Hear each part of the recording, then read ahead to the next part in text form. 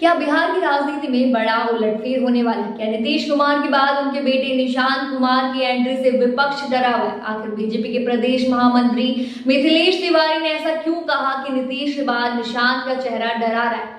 क्या बिहार की राजनीति में कोई नया मोड़ आने वाला है? और होली के मौके पर क्यों तेजस्वी यादव के लिए कहा गया कि उनका गेम ओवर हो चुका है? बिहार के मुख्यमंत्री नीतीश कुमार की उम्र बढ़ रही है और इसी के साथ यह सवाल भी उठने लगा है कि उनके बाद बिहार का अगला चेहरा कौन होगा। इसी चर्चा के बीच उनके बेटे निशांत कुमार की राजनीति में एंट्री को लेकर अटकलें तेज हो गई। हालांकि निशांत राजनीति से हमेशा दूर रहे, लेकिन अब उनके नाम पर सियासत गरमाने लगी है। बुधवार को बक्सर में एक होली मिलन समारोह के दौरान बीजेपी के प्रदेश महामंत्री मिथिलेश तिवारी ने निशांत कुमार को लेकर बड़ा बयान दे दिया। उन्होंने कहा कि अगर निशांत राजनीति में आते हैं तो हमें कोई आपत्ति नहीं, लेकिन कई लोगों को नीतीश के बाद निशांत का चेहरा डरा रहा है। अब सवाल उठता है कि आखिर निशांत कुमार का चेहरा किसे डरा रहा है? क्या विपक्ष को डर लग रहा है कि अगर निशांत राजनीति में आ गए तो नीतीश कुमार की विरासत को संभाल लेंगे, या फिर बीजेपी ही उनकी राजनीति में आने से असमंजस महसूस करे? मिथिलेश तिवारी ने अपने बयान में ये भी कह दिया कि इस बार बिहार होली के मोदी और नीतीश के रंग में रंगने वाले हैं। एनडीए के अलावा बिहार में कोई दूसरा रंग नहीं चढ़ेगा।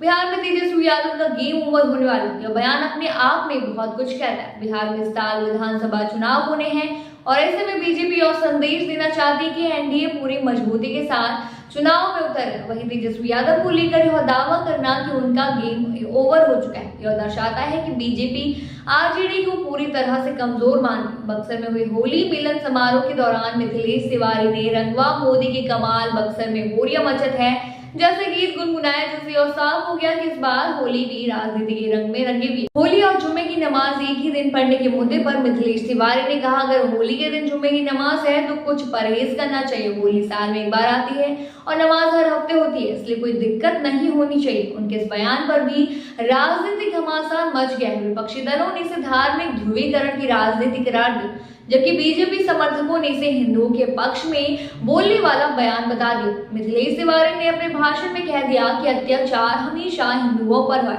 हिंदुओं ने कभी अत्याचार नहीं किया। उनका यह बयान यह दर्शाता है कि बीजेपी इस चुनाव में हिंदू वोट बैंक को पूरी तरह से साधना चाहती है, लेकिन ये बयान विपक्ष के लिए एक नया हथियार भी बन सकता है। मिथिलेश तिवारी ने अपने भाषण में कहा कि आगे हमें ऐसे लोगों को जिताना है जिन्हें अयोध्या जाने से परहेज न हो, कुंभ में स्नान करने से परहेज न हो और प्रभु श्री राम जयकारा लगाने से परहेज न हो। यह बयान इस बात का संकेत देता है कि बीजेपी इस चुनाव में पूरी तरह से हिंदुत्व कार्ड खेले जा रहे। नीतीश कुमार के बाद उनके बेटे निशांत कुमार की एंट्री पर चर्चा तेज हो गई। बीजेपी ने दावा किया कि बिहार में इस बार सिर्फ मोदी और नीतीश का रंग दिखेगा। तेजस्वी यादव के लिए गेम ओवर जैसी बातें कही गई, जिससे आरजेडी में हलचल मचना तय है। होली और जुम्मे की नमाज को लेकर बयानबाजी भी शुरू हो गई, जिससे विवाद और भी गहरा सकता है। बीजेपी हिंदुत्व को बढ़ावी चुनाव मुद्दा बनाने की कोशिश करी। अब सवाल ये उठता है कि क्या निशांत कुमार की एंट्री सच में बिहार की राजनीति में कोई बड़ा बदलाव लाएगी? क्या बीजेपी की हिंदुत्व रणनीति इस बार चुनाव में असर डालेगी? और क्या तेजस्वी यादव वाकई कमजोर हो चुके हैं